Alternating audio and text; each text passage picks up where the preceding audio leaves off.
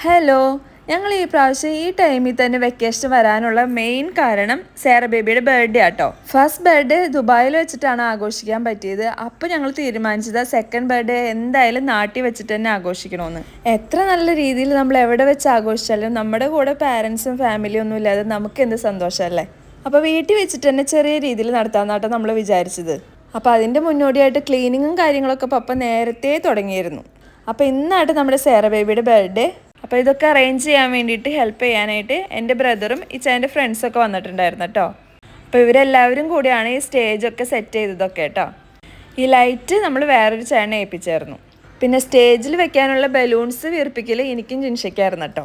ആ ബലൂണൊക്കെ എടുത്ത് കൊണ്ടുവരൽ നമ്മുടെ ഇക്രൂനും കണ്ണാറക്കണ്ണന് തന്നാലായതെന്ന പോലെ നമ്മുടെ പൊന്നൂസും കൂടി ഉണ്ടായിരുന്നു കേട്ടോ. പിന്നെ ഇതിൻ്റെ മേൽനോട്ടം മൊത്തം നമ്മുടെ സേറ ബേബിക്കായിരുന്നു കേട്ടോ. എൻ്റെ ബർത്ത്ഡേ സ്റ്റേജ് എത്രത്തോളമായി എന്ന് ഇടയ്ക്കിടയ്ക്ക് വന്ന് നോക്കണ്ടായിരുന്നു ആള്. ഇതാണ് നമ്മുടെ ബാക്ക് ഡ്രോപ്പ്. ഇച്ചായൻ തന്നെ ഡിസൈൻ ചെയ്താട്ടോ. നമ്മളൊരു ബേബി ഷാർക്ക് തീമിലാട്ടോ ഇതൊക്കെ ചെയ്തത്. പിന്നെ ഇതിൻ്റെ ബലൂണൊക്കെ നമ്മൾ ഓൺലൈൻ വഴിയാണ് ബുക്ക് ചെയ്തത്. പിന്നെ ഞങ്ങൾക്കൊരു ഡ്രസ് കോഡും ഉണ്ടായിരുന്നു. ബേബേഫിൻ ഫാമിലിയുടെ ആയിരുന്നു കേട്ടോ. ഞാനും ഇച്ചായനും സേറ ബേബിയും ലൈറ്റ് ബ്ലൂ ഷെയ്ഡിലും പിന്നെ ബേബേഫിൻ്റെ ബ്രദറും സിസ്റ്ററും നമ്മുടെ ഇക്രും പൊന്നൂസും. അവർക്ക് എക്സാക്റ്റ് ആ തീം തന്നെ കിട്ടിയില്ലെങ്കിലും നമ്മൾ ഏകദേശം ഒപ്പിച്ചു കേട്ടോ. അതും നമ്മൾ ഓൺലൈൻ വഴിയാണ് ബുക്ക് ചെയ്തത്. ബാക്കി നമ്മുടെ ഫാമിലി മെമ്പേഴ്സിനോട് വൈറ്റ് തീമിലുള്ള ഡ്രസ്സ് ഇടാൻ പറഞ്ഞു കേട്ടോ. അങ്ങനെ ലാസ്റ്റ് ഔട്ട് വന്നു കഴിഞ്ഞപ്പോൾ അടിപൊളിയായിരുന്നു കേട്ടോ. കുറേ പേര് നല്ല അഭിപ്രായങ്ങൾ പറഞ്ഞു കേട്ടോ എൻ്റെ അടുത്ത്.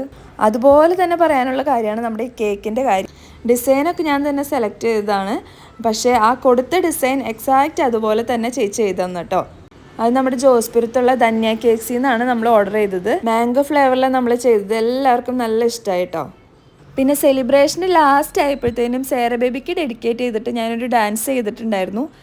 ഡാൻസ് എന്നൊന്നും പറയാൻ പറ്റില്ല, ഞാൻ പഠിച്ചിട്ടും ഉണ്ടായിരുന്നില്ല കേട്ടോ. എന്തോ എനിക്കങ്ങനെ ചെയ്യണമെന്നുണ്ടായിരുന്നു.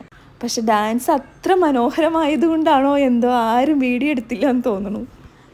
എനിവേയ്സ് അതെൻ്റെ ഒരു ആഗ്രഹമായിരുന്നു. അത് ഞാൻ എന്തായാലും ചെയ്തു. അങ്ങനെ ഒരു സന്തോഷം. അപ്പോൾ അതൊക്കെയായിരുന്നു നമ്മുടെ സേറ ബേബിയുടെ ബർത്ത്ഡേ വിശേഷങ്ങൾ. അപ്പോൾ ഇനി വൈകാതെ വേറൊരു വീഡിയോ ആയിട്ട് വരാം കേട്ടോ. ടാറ്റാ.